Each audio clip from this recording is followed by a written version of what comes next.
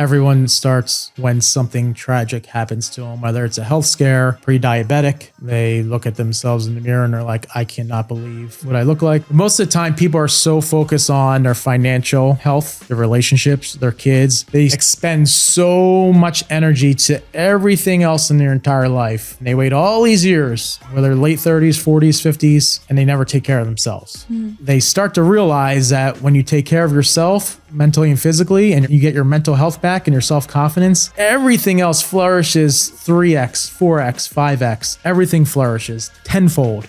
Tommy Cassano is a renowned celebrity trainer, health performance coach, and ultra trail runner known for integrating ancient modalities with modern fitness. As the founder of OutdoorBody, he offers immersive workout experiences set in stunning national parks, combining breathwork, fasting, yoga, kettlebells, and meditation. His holistic approach aims to transform lives by reconnecting mind, body, and spirit through movement and nature. So let's find out these tools to optimal wellness right now. Welcome to Toxic Free with KB, the podcast where we dive deep into the world of what it means to live a toxic-free life. I'm your host, KB. I'm a toxic-free lifestyle advisor and a diehard advocate for clean living. Tommy Cassano, Mr. Tommy Cassano, my big question for you today is, what is the secret sauce that makes all greats? That's a big question. All around, I think it's kind of centers upon the main pillars that I see in the greats out there, whether they're a professional athlete, an executive, a CEO, people I work with for the last 15 plus years. I think there's a equation of what makes people great in their specific areas of life, whether that's financially, relationships, in their work, in their passion. But at the end of the day, it all comes down to being their truest self and following what drives their inner spirit of what they want to do in this life. In Eastern philosophy, it's like they talk about your dharma. What is your dharma in this world? What were you born here to do?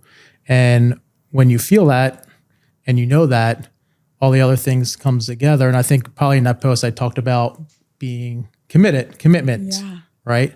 Being true to yourself, having that inner drive, that fire inside you, not saying, no to things. And what I mean by that is like not letting anything get in your way, outside sources telling you can't do something, right? Yeah. So giving into people telling you what they think of where you're going in your life. So like staying away from the biased opinions.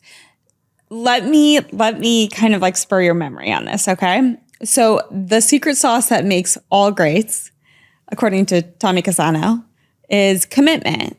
Basically, it's not all about the program. It's about going all in, right? Not like pushing anything back.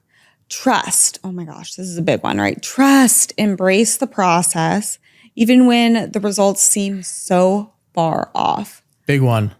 Whoa. Years. Yeah, years, right? Like you can't see that finish line. Structure. High achievers don't guess, they plan. I'm a big planner. I love that. Yeah, structure. Timeless.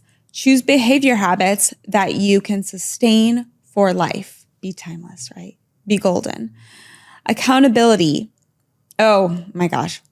This is huge. And I think for anyone to like succeed in life in general, you just need one person that you can count on, that believes in you. One person that says they believe in you. Yeah, they're proud of you. They believe in you. Self-love. Confidence. That's a big one. Yeah. And I see that a lot with the people I work with. They have everything in life, but they don't have the self-love, the self-confidence to look themselves in the mirror every single morning and see what they like and admire about themselves. Like, okay, let's jump into that really quickly. Like, how can you, because, if you say look into the mirror, what if someone's struggling with that and they're saying like self-love, like how do I even find that? How do I even find that meaning within me to love myself? What does that look like? Yeah, it's a great question. And it's one I have a conversation with people a lot. So if you can't find the answer, obviously there is something missing, right? So right away off the bat, when talking to, I'm just giving examples, a client, and I see there's something off or missing, it's like, well, do you love yourself? And just asking that to, especially to a guy, is like kind of, controversy. You're because like, we don't talk about love or loving ourselves, even grown adults or, any age for that point for males, because we're learned to suppress our feelings and our emotions. Yeah. And it's still prevalent now, right? So it's really and that's where I love, and first step is getting people back into their physical body, the connection of the mind and the body together. So we're so in our monkey minds these days, especially with social media. So getting back into your body, getting back into your heart, starting with where you are right now and admitting, no matter where you are in your life, that you can start to love yourself by taking action, whether that's physically, nutrition wise. And that's an easy route for me to go, because when people start changing physically, they start getting on a better nutritional diet, supplements, whatever it may be, and they start feeling better. They start liking themselves a little bit better. They see change in their body. They start loving themselves a little bit. And obviously you can go down the round of going to therapy, doing plant medicine. There's so many things out there, but really going off of a really foundational baseline. You can talk about stress. How are you sleeping? So I like going through all like the physical and mental obvious pillars first, so people can start making and feeling a change. Then they can start liking themselves physically better. And then, you can go deeper into their emotional self. Yeah, totally. That like building that trust muscle within yourself, that confidence that makes you say like, I do love myself. I'm proud of myself. Like I can do anything. Moving on to the next one. Oh my gosh, consistency. Woo! This is a muscle that like can be hard to build for a lot of people. Some people I feel like are born with it, that discipline, consistency. Yeah. But, noticing that the path is the extreme, journey of it all. Absolutely. Right? And knowing to have the confidence within yourself to keep going no matter what. I love that. And then leading by example. All greats lead by example. What does this look like? Because when you approach your coaching clients, you're leading by example of where you started and where you are now and how you are consistent with that. Absolutely. I believe, Tommy, you are one of the greats. You live all these secret sauces, and that's what we're going to talk about. Like, how did you get here? Your leading by example story. You started out at 235 in college, went down to 185 pounds today, and for the last 18 plus years, you're sustaining that. You're becoming timeless. What was the catalyst to this change? It actually starts off way before then, and I've probably said it before on posts or stories or podcasts before, but it's really started from my dad. He was, I don't like to say crazy, but he was very hard in a sense, like he pushed us, which was great because I learned from a very young age to be regimented, to be committed. I'd say from the age of 6 years old, he used to get my brother and I up prior to grade school, and we go run and we play sport. We practice sports that early in the morning. We box each other for self-defense. And we did all this since I was 6 years old, like really hardcore. We played after school, we practiced every sport, whether it was baseball, wrestling, football, basketball. So I was really kind of in this mindset. It was ingrained in my DNA from a very young age of feeling good, being athletic, being the best in what I was going to do. And that most of that time was playing sports. And I just learned to feel what it was like to be athletic and to be the best of something at a very early age. And I never really ever wanted to lose that feeling. And over time, that just transitioned me to inspiring, motivating, and helping others. And obviously that evolved into high school playing sports and then playing college football, where I had to gain a ton of weight. 6'1", 185 is really my natural weight. And I had to get all the way up to 235 by senior year in high school because I wanted to start. I pushed myself to the edge. I wanted to start varsity, which I did every game senior year. But a pivotal moment was going into senior year of college football. I was the biggest, I was the strongest, I was the fastest I ever been, 235 pounds, 6'1". I remember going and getting the physical before camp. And I was like, yeah, doctor's going to say like, oh, I'm this badass. Like, can't believe how much muscle you put on, blah, blah, blah. And he goes, Tommy, you're clinically obese. And I was like, what the hell? Like that felt, I remember the feeling of someone saying that to me, someone who's prides himself on being the healthiest, fittest, mentally, physically out there. And this was senior year in college. And I was like, wow. And I knew I couldn't do anything about it then because I had to be that big for football. But I was like, I promised myself as soon as football's done, I'm going to get lean and in the best shape of my life. I'm going to do whatever it takes. And really right after senior year football, I did that. One of my buddies was a bodybuilder and I kind of went right into nutrition, fitness, and all that good stuff right after senior year football. And it never left since. It's really never left me. You're like, I'm going to be lean, mean. Yeah. I just wanted abs really after college. Exactly. I swear, like all guys. So just like, definitely more ego, but I knew what it felt to feel good and I wanted to feel good about myself. Yeah. Yeah. You said something that I thought was very interesting. You're Italian, right? You have Italian in you? Okay. Cassano. Not all Italian, but Cassano, yeah, about 50%. But it's so interesting that your father woke you and your brother up way early in the morning before school and made you train, box, run, lift weights, whatever, wrestle, whatever he made you do, because I heard a similar story. I really don't watch TV, but when I'm flying long distances, I kind of zoom around and see what's on. And I was watching an episode of what is it? The Sylvester Stallone, like family reality show. Oh, wow. And he's gnarly, Rocky, right? Yeah. Obviously, you know all about him. Of course. He would make his girls wake up in the morning and do the exact same thing. There you go. It must be an Italian thing. Got to instill the discipline. Yeah, early age. Love it. Yeah. I absolutely love that. And it's never left. I still get up at 4:30 a.m. every morning, and it's just in me. Because it is ingrained in you. I'm curious what your brother is like, though. He was an amazing athlete. He still is, but he's not into fitness. And I mean, my whole family's healthy, right? But he's not as gnarly as I am. I mean, this is You're is pretty my gnarly, man. I love it. It's like my kind of gnarliness. I'm like I feel like I'm a little bit like the female version of you. There's many people that I've said that to, but I'm kind of like because you're a runner too, right? I run, I swim, I trail run. Do it all. I try to do it all, even though I'm like, I need to slow down sometimes. I'm trying to do that as I'm getting older and older, is like really, really listen to my body, like when it's okay to like step back and rest. Whoa. Like that's a whole mind F. Like that was a big one for me too.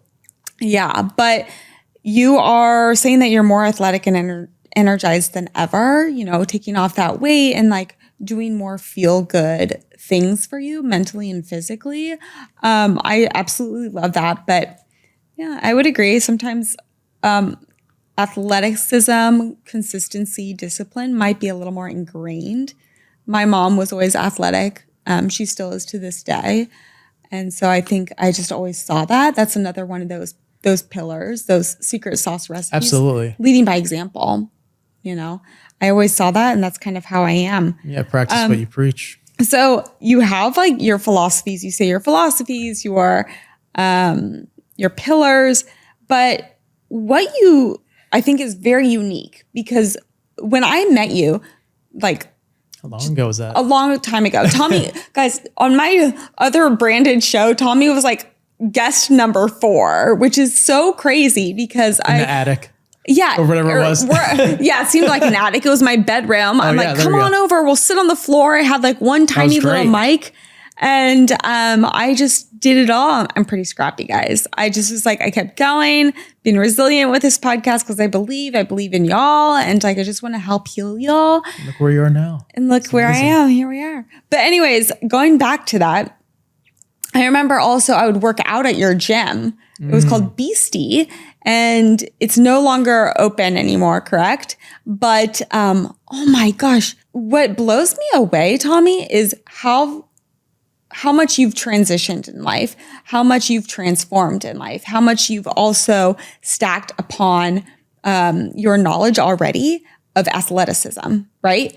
You were training boxing. I remember I was doing shit I shouldn't be doing probably for my size. Like, what are those like battle ropes? Battle ropes. Oh my gosh, I felt like olive oil so much. That's like, blah, blah, blah, blah. Like I was like, this is crazy. But I did it and I hustled and I was like, I know I'm not the fastest, I'm not the strongest, but I'm here. And I loved that community part of it.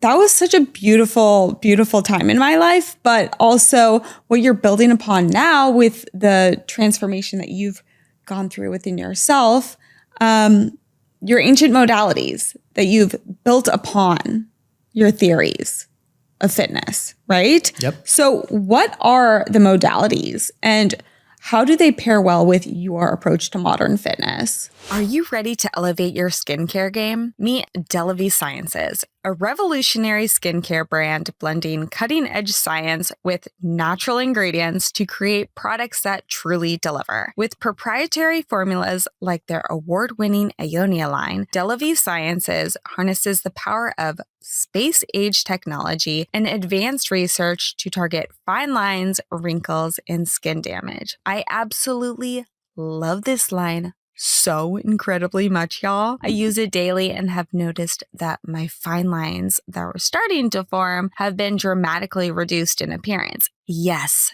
naturally. This is definitely a hooray moment for me. I also love that their products are dermatologically and clinically tested, as well as a toxin-free. Perfect for anyone embracing a healthier and toxic-free lifestyle. Guys, I don't approve everything, but this I definitely approve. By listening to Toxic Free with KB, you'll get exclusive access to, get this, 25% off all Delavi Science products by using code TOXICFREE, because your skin deserves science, not shortcuts. Once again, visit delavisciences.com today and use code TOXICFREE for 25% off and experience the future of skin health. To hear more about this innovative skincare line, listen to my entire interview with one of the founders of Delavi Sciences, Dr. Kyle Landry. Ladies, let's talk about something we all use but don't always think about, our period products. Did you know that most tampons and pads on the market contain harmful chemicals, synthetic fibers, and plastics? Yeah, not exactly what we want in our bodies, am I right? That's why I am so excited to introduce to you Tampon Tribe, a brand that's changing the game with 100% organic, plastic-free, and toxin-free period care. Their tampons, pads, and liners are made with certified organic cotton, which means no chemicals, no dyes, no synthetics, just pure, safe, and sustainable protection. Plus, Tampon Tribe is completely zero waste, their packaging is compostable, and their products are biodegradable. So you're not just taking care of your health, you're also taking care of the planet. I've made the switch, and let me tell you, there is absolutely no going back. If you're ready to ditch the toxins and go organic, head to tampontribe.com and use code TOXICFREE20 for an exclusive, yes, exclusive 20% off at checkout. Guys, this is the highest discount out there, exclusive to Toxic Free with KB listeners only, so stock up and save. Your body deserves the best, so please give it a gift and go toxin free with Tampon Tribe and use code TOXICFREE20.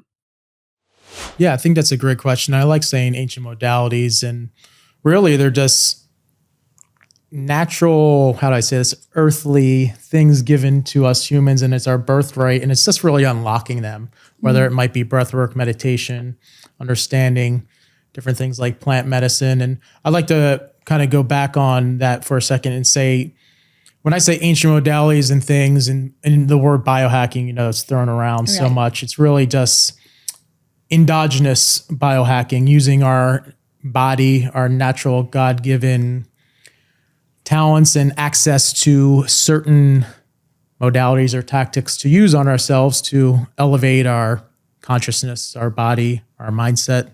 And whatever I do and teach others, I first do it on myself. Like I never tell anyone to do anything, whether it's a fitness move or a breath work or meditation or Kundalini, which we'll talk about, or detox supplements, or fast, or detoxing or fasting, unless I do it myself. So ancient modalities, first and foremost, I think detoxing is one of the most important things that's been around for thousands of years. And there's all sorts of detoxing. And the one that I really started off with fasting many years, about 10 years ago, understanding fasting, intermittent fasting, extended fasting, water fasting, dry fasting.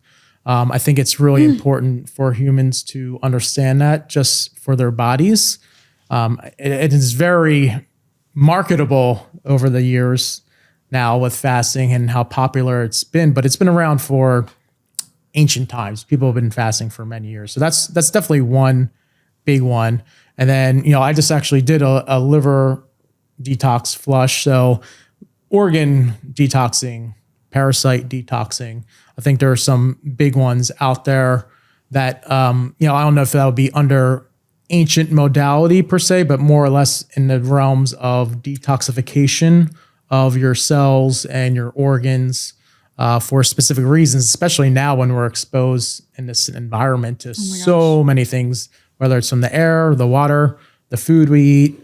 We're just exposed in this day and age to so many things that we really have to detox our body in many ways. So, okay, I want to go into the cleanses, the detoxes. Yeah, because there's a lot of modalities. Well, especially a lot of people are interested in this because you say everything we're exposed to, right? Yep. I have a show called Toxic Free with KB. That's right. Because I want to teach y'all how to reduce your toxic exposure in everyday life. But you have to realize that you have a part in the process too. Right? You have to create that. It's called autophagy, right? Yep. Where regeneration of cells. Yeah, the regenerate your cells. Cleaning out the mitochondria, cellular health, all that good stuff. Speak up. Yeah, let me know. Mitochondria health. Go for it. Dive in, man. I'm just going to dive in general of detoxing and more importantly, why you should do it. And first, for many years, I was doing parasite detoxing with my clients first, and I think that's really important. We're full of parasites, microbiome in our gut, good bacteria, bad bacteria. Like the world's full of bacteria, right. Tons of bacteria. We are bacteria. We are bacteria, and there's going to be good parasites, bad parasites. But the big one that really woke me up was a couple summers ago when I was exposed to mold. So the trigger for me. The first. In my humble opinion, the first step of actually detoxing for your listeners is listening to your body and really knowing when something is off. So really, if you're not in tune to your body and mind and taking care of yourself physically, mentally, whether it's meditation, breath work, how are you going to know when something's really off internally? And I'm talking about your organs on a cellular level. Yes, it's easy to know if you have a physical cut or a physical ailment. I'm talking about something inside of you. And for weeks, this was a couple summers ago, I was like, something is off. Like my head I feel so weird. I feel kind of like dizzy spells here and there. Like I can't think, I can't concentrate. And like I was flying in my business. Everything was great. I think I just ran like an ultra race. I was like, something is going on. I couldn't pinpoint it. And then a very good friend of mine who's a healer, he was doing a plant medicine journey in Sedona. And I was like, know what? I'm going to go there because I just need something to just shift my state. Yeah. I need to figure out what's going on. So during that weekend ceremony, mold kept coming up for some reason. Wait, let's stop. I want to pause. Hold on. Mold. Okay. Plant medicine. You went to Sedona. Was this your first plant medicine experience? No. I started doing plant medicine in 2017. I went down to Peru for 3 weeks. And why did you go there? What was the purpose? I was called to it. How were you called to it? I just felt that I needed to go. I think with all things, and that's one of my philosophies, I don't go searching for anything, but when it shows up in my life multiple times and I get the yes internally, I was like, this is for me. So I did what I had to do to make that journey down there. And it was presented to me too.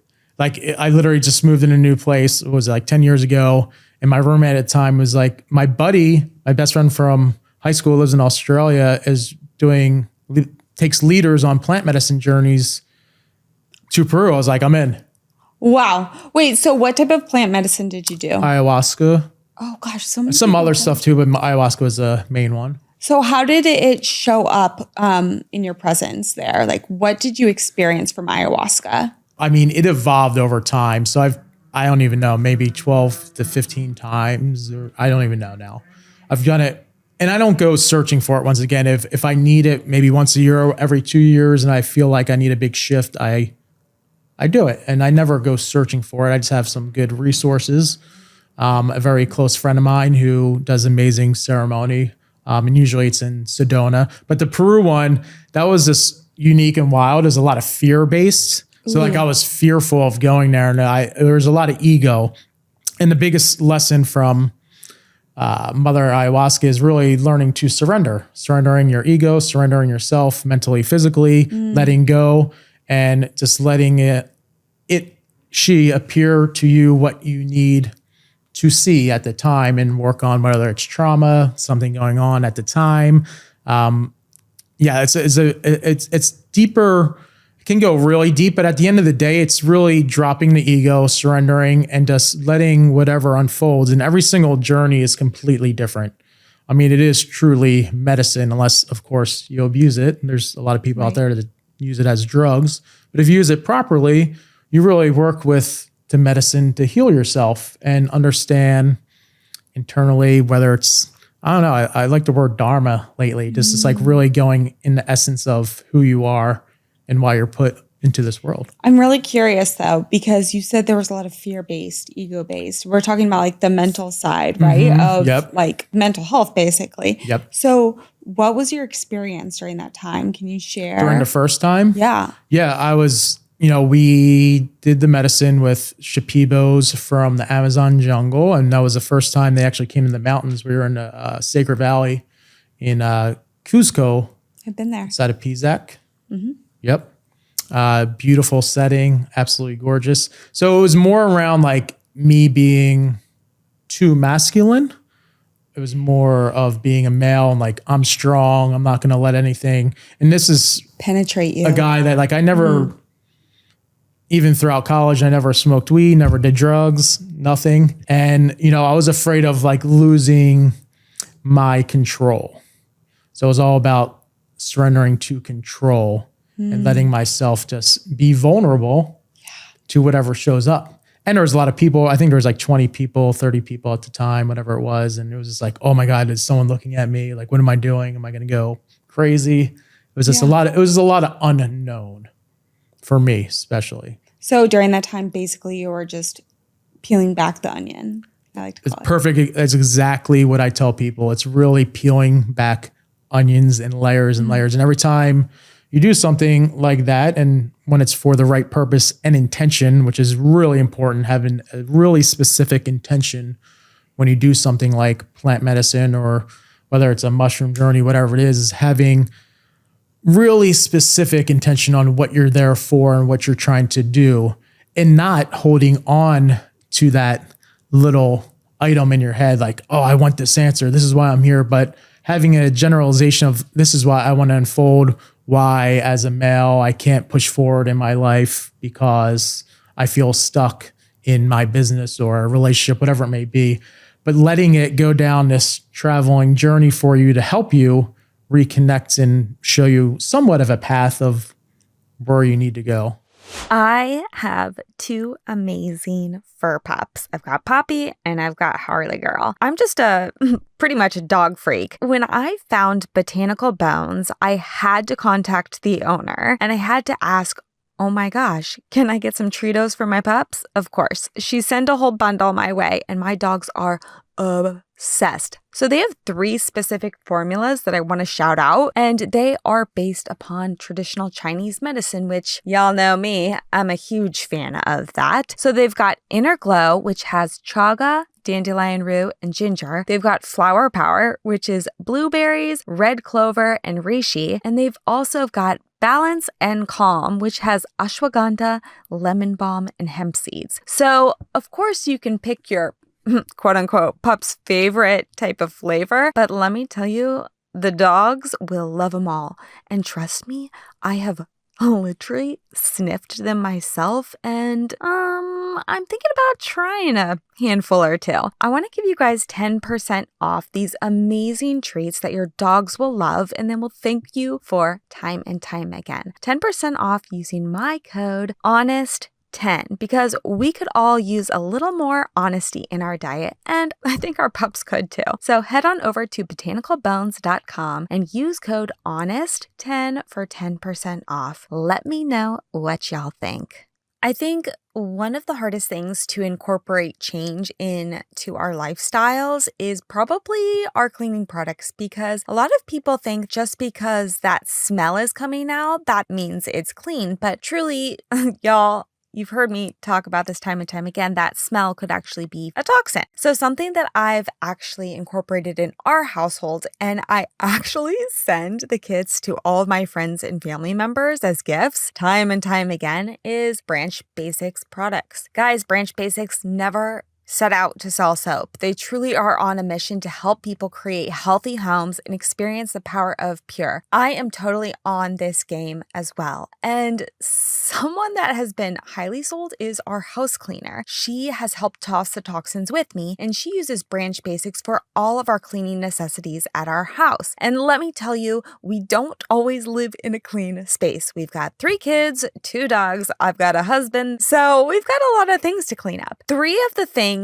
that have really popped into my shopping cart lately are their new formula laundry detergent. Their toxic-free candle, because baby girl loves a good bath time and sitting by the candles at night when she enjoys her good veggie bowls, and also their hand soap. But 2 of the staples that I live by in our household, and trust me when I tell you I can use this for everything, even on my pups, is their oxygen boost and their liquid gold concentrate. So guys, I'd like to help you get started on your cleaning by giving you 15% off all starter kits. And also, guys, this applies to their hand soap and their toxic-free candle, all the things. Not only will you get your starter kit, but you can get a whole bunch of other items to stock up on. Give the gift to yourself and use my code over at Branch Basics, which is ToxicFreeKB. Guys, again, if you want 15% off, use ToxicFreeKB.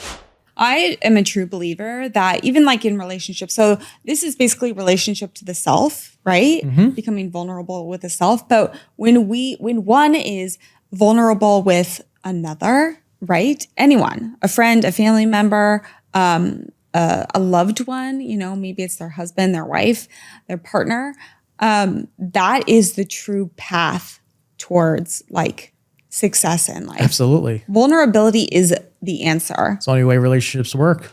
Yeah, truly.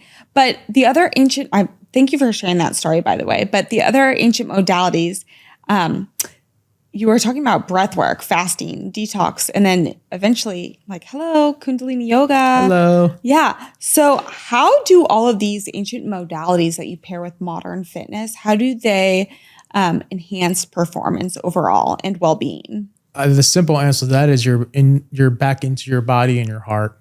Too many athletes and the people I train, we're talking about top level CEOs, business owners of multi-million, billion-dollar companies.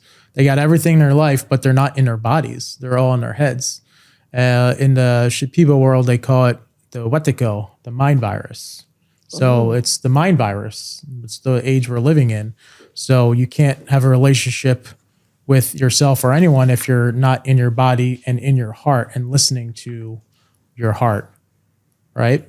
Yeah. So teaching them, and that's what breath work and meditation and all this stuff does. It reconnects your body, and you can have more attunement with yourself for whatever answers you need. So you can feel and you can talk from a place of, cliche love instead of mind. Right. So how do you start to get back into the heart state? You teach them. Oh, fudge. So what does that look like? Is it movement? Is it meditation? Yeah. And talking about the all around journey of what I do and still do, you have to teach people how to move their bodies correctly. Aesthetically? Yeah. Learn how to move the fascia. Learn how yes. to move the body, mobility, strength, all these things work synergistically together. And then pairing that up with something like the meditation, breathwork, Kundalini, in my opinion, is the best bang for their buck. And this is a great example. A couple of weekends ago, I had two of my clients, very, very top level executives, I'm in Hermosa. I have a built out garage, so I train people, people in town sometimes. Put them through a great workout. We're boxing, doing kettlebells, stuff like that. I'm like, all right, guys, sit down. It was after, and they thought they were just going to leave. And I put them through literally it was like a 5-6 minute Kundalini Kriya. They had no idea what I was doing. It was the ego eradicator. It's like base level, like perfect, just to get them in. Not the had them up here 60 degrees for 2-3 minutes, just going at it. Just tell them to keep going, and then I literally just put on a little song, and they just sat there in silence for like 3-4 minutes, and they were just gone. And they both said after, like, wow. That was the first time in years I literally just sat in silence and had nothing going on in my mind. I just was completely still. Both of them. And I was like, that's exactly why we do it. Getting back into your body. So that's just a very simple example of how we do it. Total awareness of the body's state, right? Being present, being like, oh. I actually have a story about Kundalini. Back in the day when I was living in LA, I don't know how I got into this woman's life, but she was teaching Kundalini. I was doing some marketing work for her. So I was at her house a lot, and she had a whole yoga studio in her basement, South Bay. Everyone has it all. Of course, we all got it.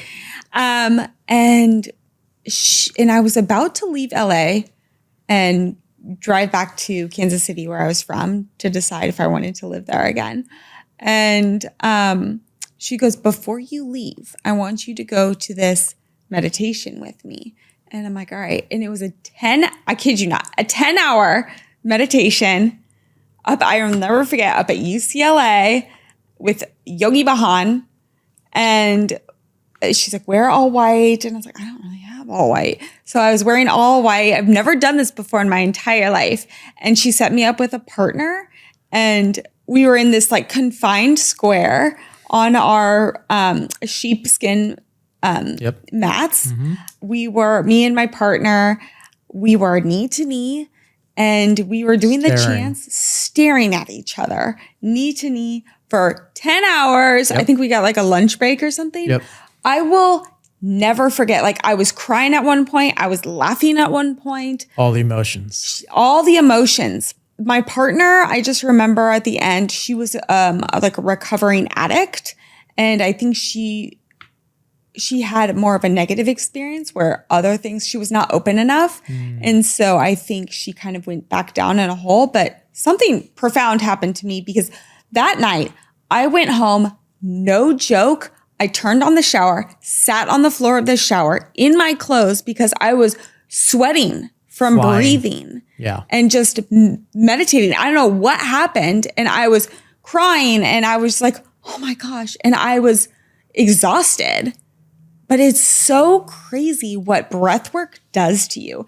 And people don't, like, they poo-poo it at times, but it's really, really profound. So that's white tantric. I actually did that 3 weekends ago. Okay. So that is like a very advanced form of Kundalini, where you're using angles and partners to elevate the consciousness of the entire group collectively.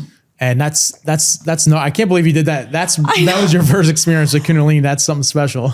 It was really special. But if anyone knows, my husband would be the first one to say that. It's like, I kind of just go in, right? Dive right in. So let's go. But, since then, the breath of fire, if people don't know what that is, you should definitely look it up and try it out for yourself. Make sure that you're healthy enough to do these things. But, it's just such a amazing, simple experience when you know how to do breath of fire and control your body and feel what that feels. And then when you stop and you hold your breath and let it out, the tingles, the sensations you feel in your body, like you feel like every morsel of blood dripping Everything's through you. oxygenated. You're elevated. Yeah. So I got off on a little tangent of that, but I just wanted to share that story because you've trained, 50,000 plus people, online and through your app. And, a lot of people have misconceptions about health and fitness overall. So what are some of those misconceptions? That you got to work out for 2 hours a day. You have to eat vegetables and protein and everything 6, 7, 8 meals a day. I think, it's just really hard because we're just in a day and age of social media where we're just getting bombarded with misinformation. Yeah. Not necessarily misinformation, too much information. So people are just bound up in their head of what they need to do because they're getting slammed by every supplement, every different type of diet restriction out there, whether that's keto, carnivore, paleo, vegan, this. My whole philosophy is keep it simple. Whole foods, stay away from processed foods, stay away from sugars, keep it very simple, active every single day, 30, 45 minutes. So I think the biggest misconception is that you have to do way too much. They overcomplicate the whole term of being healthy. Yeah. And because of that, people just don't start. I can't tell you how many people are like, oh, I'll start working out when I lose some weight, or I'll lose some weight when my kids go back to school, or when I'm free. There's always an excuse. There's so many excuses out there instead of just taking ownership. And that was one of my big pillars with the greats, is just taking ownership of where you are currently, no matter what situation it is, and starting small and progressively getting better every day. I love that. I'm a huge believer, especially with, toxic free living. People think, oh my gosh, I had to do a whole mother effing overhaul on my house, take everything out, replace everything. It's going to be so expensive, blah, blah, blah. It's overwhelming. I'm like, whoa. Step back, baby steps. What's the most common thing you use every single day? Maybe it's your shampoo. Okay, start with your shampoo. Dish soap, deodorant. All the things. So many things. All those things. So what are the most common requests and goals you get from clients? I'm curious. Well, the easiest one is they just want to look good. So losing weight, losing body fat, getting rid of their dad bods. Same thing with women too. It's this, it's funny because I have had this conversation so many times. People are searching and looking for an easy way out. And, I work with a lot of high achievers, but I work with everybody. And everyone wants like the fast route, the instant gratification to whether it's losing weight, eating healthy. And, as actually there is an answer now. It's called Ozempic, which I don't promote, but why wouldn't you promote it? I promote it if you have diabetes and it's used for the specific purpose it was put on this earth for sure. My problem is there's not enough long-term studies for people that want to, let me reframe. People are using it aggressively to lose weight and lose body fat without changing their habits. So my biggest concern is people are not changing their lifestyle habits. They're using it, losing weight. And then, you can tell from a mile away if someone's on it or not, because they're not taking care of their body. They're not working out. Maybe they're not eating enough, not eating enough protein. So it deteriorates, the lean muscle in your body, and you just look like a bag of skin. Really? At least from my experience, what I'm seeing around town. Oh, really? Well, you live in LA. I don't know. Yeah. I wonder how many people in Santa Barbara are using it. But anyways, I always like to hear what people think of it. Not that, as we say, I think it's great for specific reasons for people. Right. Like I'm not saying never take it or don't take it, or like I don't condemn anything if it's used for the right purpose. And you're also making changes lifestyle and habits at the same time. Then great. Okay. Don't at me, internet, but I'm a big believer in flywheel effects, right? If you need to get something to get the flywheel, and you don't know what someone's blood results are saying, like with their gut health, their insulin 100%. Levels. There's a lot of factors in there. There's a lot of factors, but you made a huge point. Abusing things, right? You made the same point with ayahuasca. If you're abusing something for the wrong reason and are not being vulnerable with yourself and getting to the root cause or the root source, and not making the changes along the way, then nothing's going to work for you in the end. And that was the point I was getting to, is most people come for me to losing weight, maybe reduce stress, but really it's dealing with what internal trauma they never have dealt with, because that's most likely why they got to this certain point in their life in the first place. They never took care of themselves mentally, physically. They haven't really taken care of any trauma. Maybe they haven't gone to therapy. They suppressed a lot of emotions, and that's transposing into the relationships with their spouse or kids or in work, whatever it is. So once again, going full circle, getting back to taking care of their stress, their body, getting back in their body, physical health, losing weight, self-confidence, self-love. And then I can dig a little bit deeper in them and see what's really going on and help them out in that specific reason. What do you think are, when someone is trying to, meet that goal, right? What would you say is one of the top things you think is the most important to start with when someone is looking to optimize their health? Number one is sleep, hands down, above and beyond anything. Absolutely. The first thing I nail down. What are you doing before you go to bed? How are you sleeping during your sleep? What are you doing when you wake up? How do you feel? What's that look like? The entire process. What does this process look like? Lay it out for us. For me or for everyone's a little bit different. Well, I can tell you exactly what I do every single night. And tell us what you do. Tell us what you do, as it might be a little more extreme, folks, but as a generic framework. Okay, go for it. So I try to go to bed before 10. I try to be asleep before 10 a.m. So I typically 10 p.m.? Yeah, before 10 p.m. I'm usually in bed by 9:30. So I'll kind of go before that. First and foremost, try not to have caffeine after 12 o'clock because it has a half-life. So if you're wondering why you have these little energy boosts throughout the night, it could be because you're drinking caffeine. So kind of take care of that before anything. Dinner, roughly around 6, 7 o'clock is my dinner. Try 2 hours before bed. It's not perfect all the time. What do you eat? What do I eat? That's such a general question. Is it different every night, or do you have like a mono diet? I don't have a mono. I just have my regulars. Like I'm very simple. I eat protein, veggies, and fats, and carbs. People want to know. I love dates. Ooh, for nice. Carbs lately. I love avocado. I love broccoli sprouts. Love it. I'm non-protein. Like I love everything I eat has to be organic.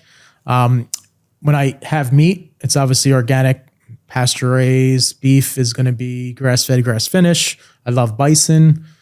I love sardines and mackerel. I think they're the super food powerhouse snack of the world. Nice. Because of the omega-3s and the protein in it. Sometimes it's ground organic turkey. Sometimes it's chicken. I switch it up. I don't eat the same thing. Craving. The thing I do eat every day is about 6 eggs. For sure. 6 eggs? Sometimes more. Wait, when and how? Usually my first meal. And Scramble? usually it's like late morning. No, over medium, over easy. That's so crazy. 6 eggs? Oh my gosh. Okay, so what else? So Are we going back to sleep or food? We're going back to sleep. Back to sleep. Okay, so you eat your dinner. Really simple. So after dinner, I usually do more work if I'm just chilling or just kind of reading, something like that. I don't really watch TV, so I'm not putting a bunch of screen and blue light in my eyes, at least an hour before bed. Obviously with the phone, it's a little difficult sometimes. So my big thing is when I'm ready for bed, I know it's time to wind down. I'll take my sleep supplements, right? There's usually like 3 or 4 go-tos. Even though I really don't have trouble, I sleep great no matter what, anywhere. But What are your sleep supplements? L-theanine, Okay, tart cherry juice, nice. liquid, a multi-chelated minerals. So it has like boron and some stuff in there, which I go on and off. And lately I've been taking a bioavailable peptide before bed. That's really amazing. That's going to be the new craze. Send me all the deets. Yeah, I'll send you that one. However, so there's supplements. And then I'm going to go to bed. So I go in my bathroom, I'm giving you like details, brush my teeth. Well, I floss. Then I brush my teeth. And then this is where it really starts. I take a piping hot shower every single night. When I'm in that shower, my body knows over the years, that's my indicator. It's like my totem pole that, my body is activated and getting ready to go to rest. Not activated, it's calming down. So my body knows when I take that hot shower that I'm going to go to sleep. It's like that trigger, right? It's like when I tell people, if you're having trouble meditate, light a candle because your body will start recognizing it's time to meditate. Super hot shower, put some little bit of stuff on my head, if I remember, some like beef tallow or something like that. Yeah. Yeah. And then I go to bed. I just have a little red light on in there. I do a little incense. And then my biggest thing too is I sleep naked every night. I don't want any restrictions on my body. So sleep naked. And then I put on a little bit, put my phone on airplane mode. One of the biggest things I teach. I've been doing that for many, many years. No electronics. My room is completely pitch black. There's no TV. There's nothing in there besides a Dyson fan that cleans the air. I have Propellus air cleaner that kills any bacteria, any mold, or anything that's in the air. And then I put the sleep frequency wavelength music on. Oh my God. And I'm out within 2-3 minutes every single night. I love it. I love it so much. This is like my bedroom. Exactly. 100%. Cold too. It has to be cold. I need the cold. I have to have like a window like cracked. Yeah. Even if it's like going to be 40 degrees in the middle of the night. I know Midwest people are like 40 degrees. That's warm right now in winter. Yeah. Right. I love that so much. And do you sleep throughout the whole night because of this hygiene? This sleep hygiene routine? I typically, it's either one of two things. I sleep throughout the night or I pee in the middle of the night because I drink a lot of water. And the best thing is like I go up, there's a lot of clients that pee and they can't get back to bed. I go pee and I'm like out right away. So. Oh my gosh, I love this. I do want to go back because you were talking about the air purifiers and the sleep, and we kind of went away from your mold story. And that kind of did take you down to start with the plant medicine. But your mold journey, because I have dealt with 3 bouts of mold illness and I'm still like on that daily detox of like cleaning my liver out. Yep. That's like my journey of life now. And I'm super hyper vigilant about just like cracks in ceilings and like air quality. That's one of the reasons I actually left LA. Because I was so sick, I probably lost a year of my life. Wow. And I didn't know that. I had to move out of my place. And the air quality in LA is so bad that my body could not detox. And I'm also a double mutation of MTHFR, or I have a double mutation. Get your genes tested, everybody. Yes, get your genes tested. I have a double mutation MTHFR. And with which, if people don't know what that is, they call it the motherfucker gene. The motherfucker gene, which it kind of is because it kind of fucks up a little bit, kind of a lot in your life. And it makes me a slow to pretty poor methylator, which means my detox pathways are slow. And I really need to give it that extra go every single day. Another important thing for detoxing. Good point.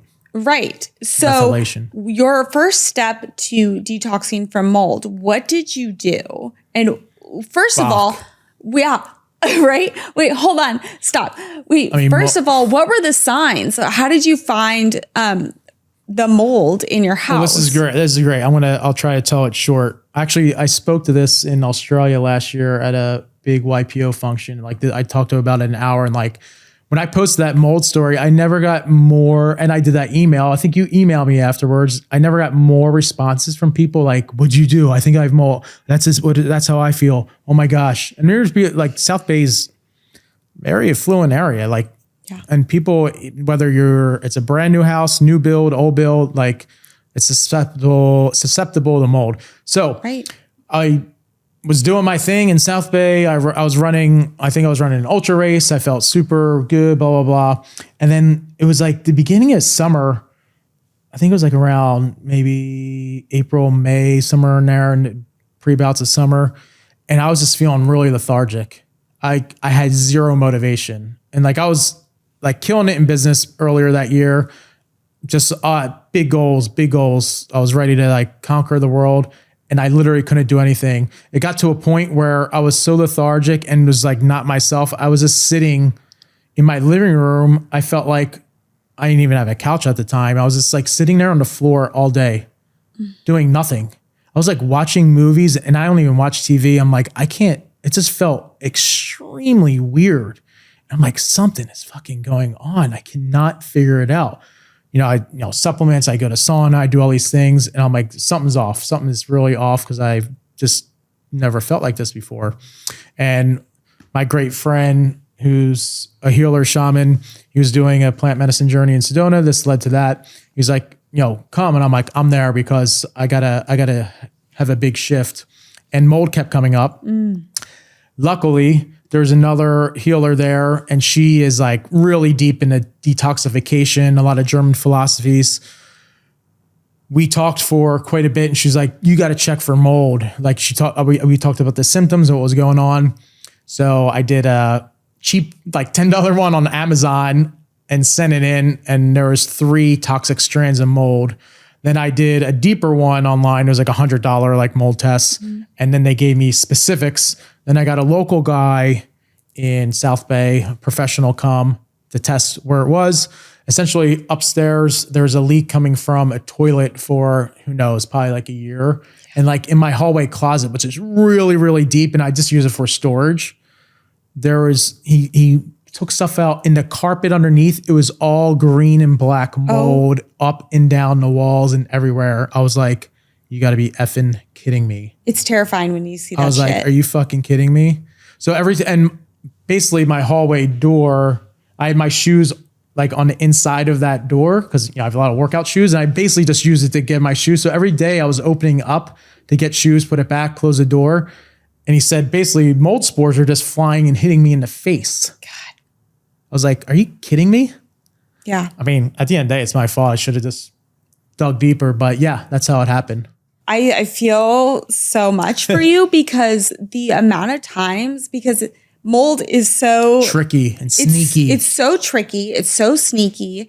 And also the air spores, it's invisible, right? So the amount of times in my life I got gaslit about the way I was feeling, I was like, why am I, like, we can talk about control. Gas is such a great word. Just gaslight, right? Like, why am I so irritable? Why do I feel like I have to control everything? Why am I so short-tempered? Why am I can't think? Why can't I'm not motivated? Same thing.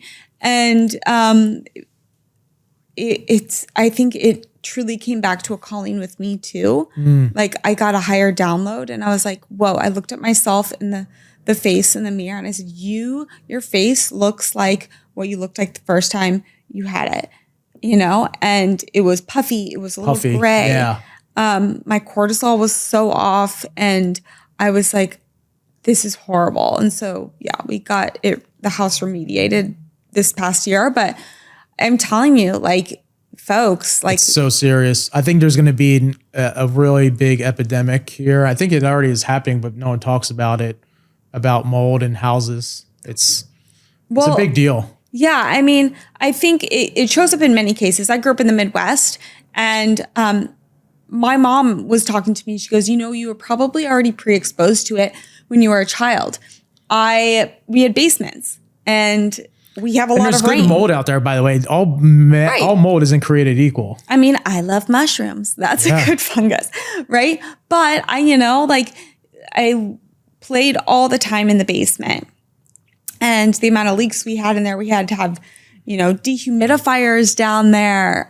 So it's like one of those things that things, build up over time. And it's just takes one person to be the canary in the coal mine to ring the alarm. And the rest of the family might, follow suit with like the process. Another study I've been looking into is the frequency of your Wi-Fi. Apparently, I've read this, don't quote me on this, increases like the growth of mold by like 600 times. What? So if you look at look at all the frequency and Wi-Fi and everything in your home, how powerful that is. Apparently, that exacerbates the growth of mold. Oh my gosh, husband, we're turning the Wi-Fi off. Yeah. No more kid gaming. No more. Okay, so I got off on a tangent, but I love that you share that story and that people can relate on it, and you went into the cleanses that go along with that. That's one of the biggest lessons from mold, though, is like having a deeper look at myself and learning, searching every nook and cranny, high and low of like how to detoxify my body to an even greater level. I've been doing colonics for 15 plus years, all that stuff, coffee enemas. So now I needed to really teach myself how to detoxify the master organ, the liver, and wherever the mold got in my body. Yeah. And I think, we were talking about diet and nutrition a little bit, but that's one of my pillars is, toxic free diet and nutrition and that lifestyle that goes along with it. And when you talk about, the liver or cleanses or mold or parasite cleanses, whatever it may be, you have to look at diet and nutrition. Those bacteria love sugar. They love sugar, so you have to really dumb some things down. Yeah. They also love stress, so you've got I remember one of my protocols was, this is how I started really deep diving in meditation, is I meditated every single day because I had to calm my mind. Right. That's how I got really deep into Kundalini too. I was like, I need to do something besides just sit and do a 5-10 minute, meditation where I need to go deeper. And that's when I really getting hardcore with Kundalini at that time too. Well, and with that, obviously we were ingrained with a little more consistency and disciplined, but a lot of people, if we go back to not just cleaning out your kitchen or detoxing from mold, but, getting the motivation for starting a fitness regimen, a lifestyle change regimen. Many people struggle with building that motivation. How do you recommend building a long-term discipline and consistency routine? Start immediately. Oh, everyone starts when something tragic happens to them, whether it's a health scare, pre-diabetic. They look at themselves in the mirror and they're like, I cannot believe what I look like. Maybe their spouse is stressing them or giving them too much shit because they're overweight or something. I mean, I'm just giving you examples of what I see all the time. No one ever comes to me in incredible shape and says, hey, I need to make a change, unless it's something like mold or something happened. But most of the time, people are so focused on their financial health, their relationships, their kids. They expend so much energy to everything else in their entire life. And they wait all these years, whether late 30s, 40s, 50s, and they never take care of themselves. And when they start to realize that when you take care of yourself mentally and physically, and you get your mental health back and your self-confidence, everything else flourishes 3x, 4x, 5x. Everything flourishes tenfold. So the biggest message is you are not waiting for anything and committing to helping yourself immediately. And it can be baby steps. Maybe it's starting to go on a walk. Maybe it's getting a new fitness regimen. Maybe it's starting intermittent fasting. Whatever it is you just got to take action. Like I said before, the biggest problem is overthinking the first step. That's a biggie. Overthinking. What advice? With thinking in general, the mindset shift, right? The mindset shift it takes to say all right, today's day one. And even if the next day is day one too, day one, until it's day one, day two, day three.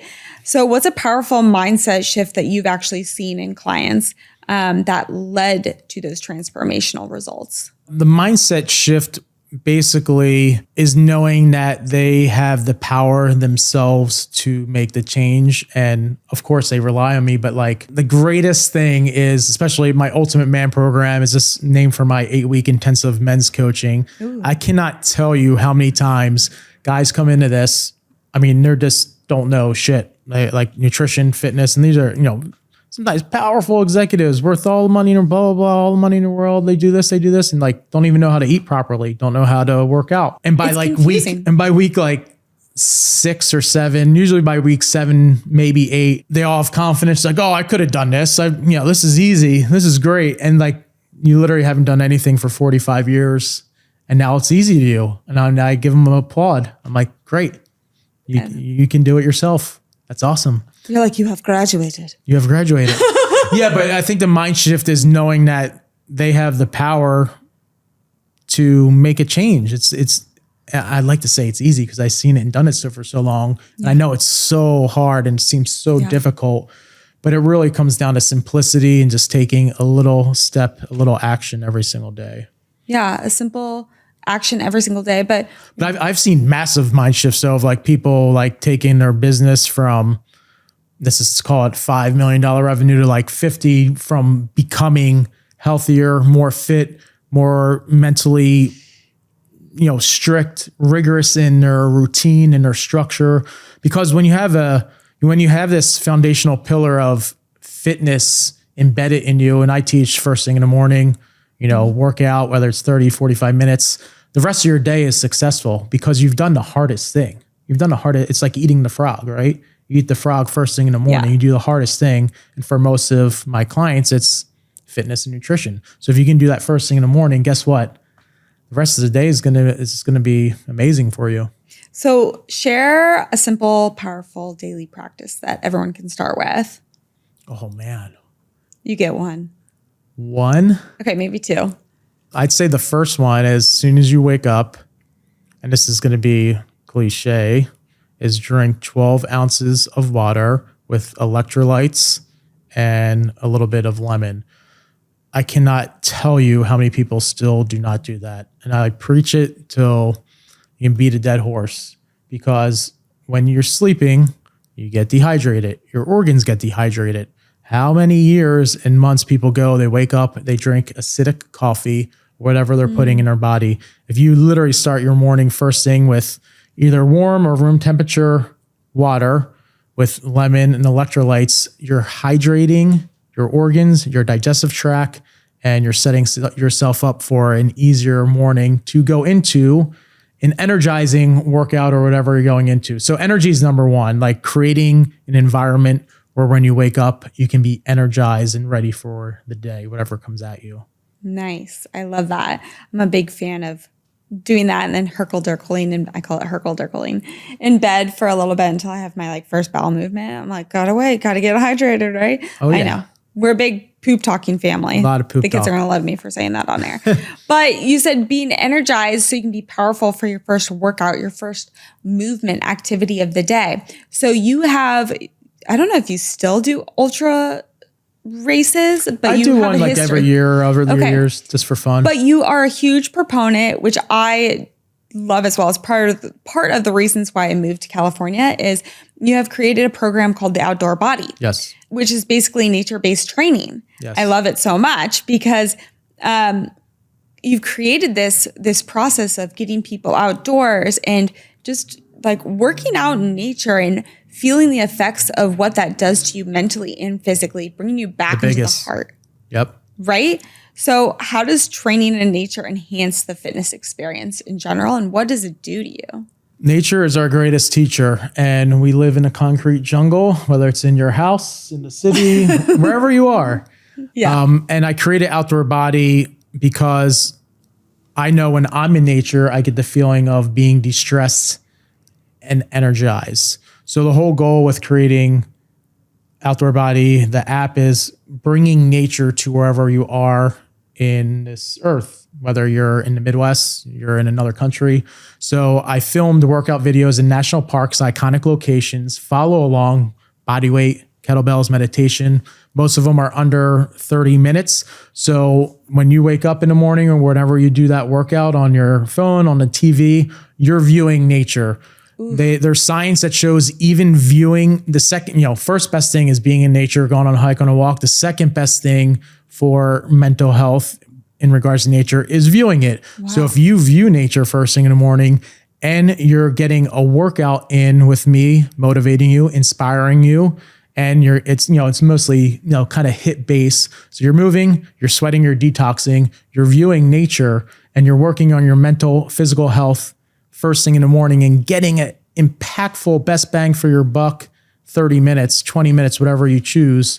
That's going to energize you and set you up for the rest of the day. That is so amazing. I mean, I had never been, because I'm from the Midwest, so we didn't really have mountains to run. And so I was introduced to trail running, oh my gosh, almost 4 years ago, 3.5, 4 years ago. I absolutely love it. What it does to me, and I kind of run up and down mountains, But what it does to me, it like kind of makes me kind of like a crazy daredevil. Like I'm like literally like I call it falling with style when I'm running down the hill. But it does something to my brain where I'm just like meditative. Yes, like, I'm just like I have to put the pieces of the puzzle together and make my feet land on the rocks just appropriately. Absolutely. So your body knows. your body It's knows. our natural state. Oh my gosh, it's so amazing. Let's jump back into biohacking and peak performance. Biohacking. It's such a trendy word. Oh yeah. It's been around for a while. Word. It is kind of, it's almost like bespoke. My husband's gonna be like, yeah, I do not like that word. Bespoke. But are there any like cutting edge fitness trends or tech trends that you're really excited about right now? That's a good question because there's so much innovative technology in the health and wellness space. I think it's funny, like there's so many, like the new wave of health is going to be like all these trendy high end, like, I don't even call it. I just came up in my mind, health caves of like high end infrared saunas, cold plunges, which we have now, but it's really only accessible to like the high end, like LA in certain areas. I think they're like the wellness clubs. They're going to be really popular. The social wellness clubs at some point. You know, I'm not down with all like the headgear and all that stuff, the technology for working out. I still think no matter what you do, your body weight and something like kettlebells and movement that challenges your fascia and muscles and connective tissue that you have to think about and move in different planes of motions, especially as you go older, is really important while building lean muscle. There's a lot of different stuff. I think one that I've never been excited about a new supplement in a while. And I'm a big supplement guy. I test everything. And then I go on months without taking anything, just being in my natural state. But I love experimenting with things. And peptides are a huge talk right now. And the only available ones are really pharmaceutical grade, and they're synthetically made. So I'm not a massive proponent of synthetic things, but coming out, I've been working with a company that has bioavailable peptides derived from nature that are plant-based. And I think they'll be huge I think this year they'll really hit the market pretty big. Yeah, I have to do more research on the peptide front. Yeah.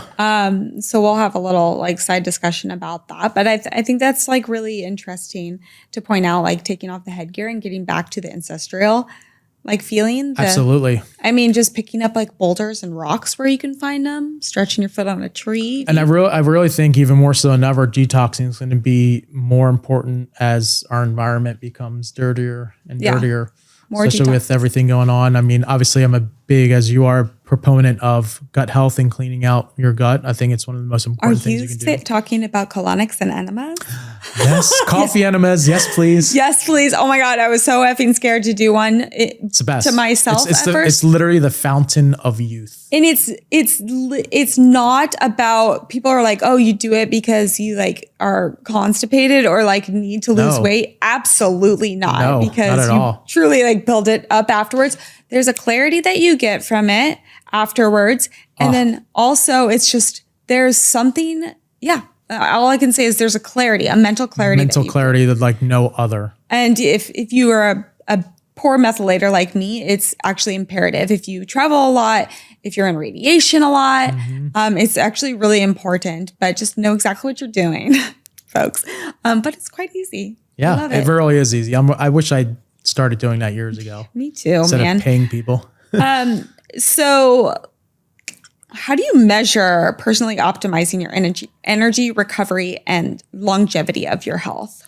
Yeah, that has definitely progressed over the years. And back to BC, honestly, the biggest kick in the butt was when, I don't know if you knew this or not, but Cedric died. Yeah.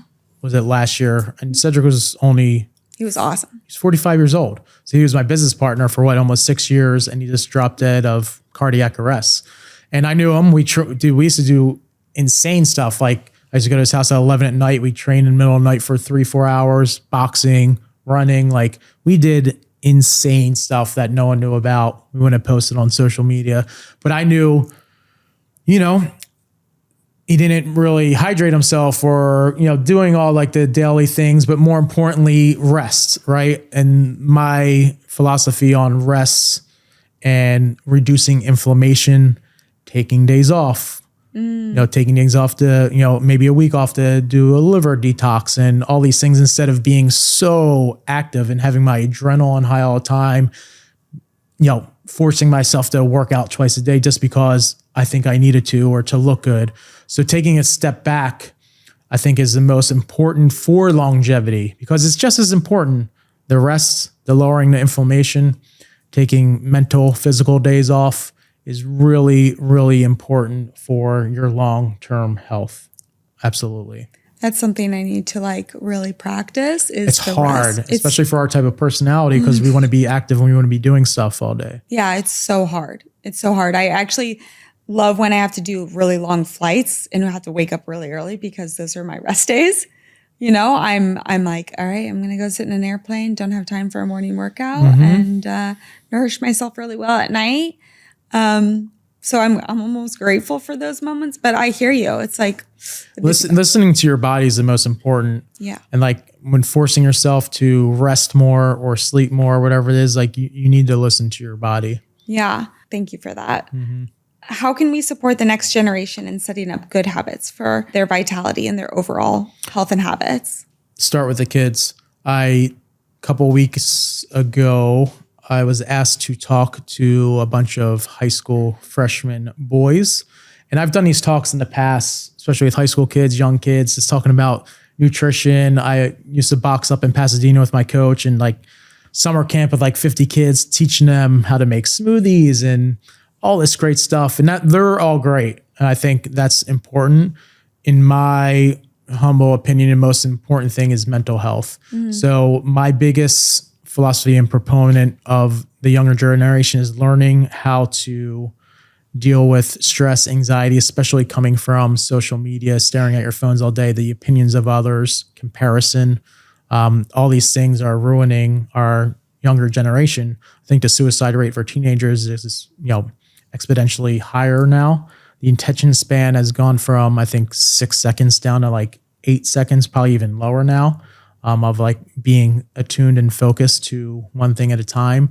So teaching younger kids mental health a lot earlier. And I wish I learned earlier, whether it's meditating, breath work, learning something like Kundalini, just something that can give them a little bit of silence in their life and get, more in depth into learning about themselves through any outside sources. Yeah, I think that's beautiful. Even yesterday, the kids didn't have school and we went to the zoo and they're older and we made them leave their phones at home. Amazing. But they're older. I have an 18-year-old and a 12-year-old. So it's like something so simple just to bring them back to that childhood state, play, experiencing nature, even though we live in nature, but still taking them back to the zoo, right? That's fun. It was actually a lot of fun. Thanks, Tommy. What is your closing up? What is your everyday non-negotiable? Everyday non-negotiable. Getting outside. Yeah.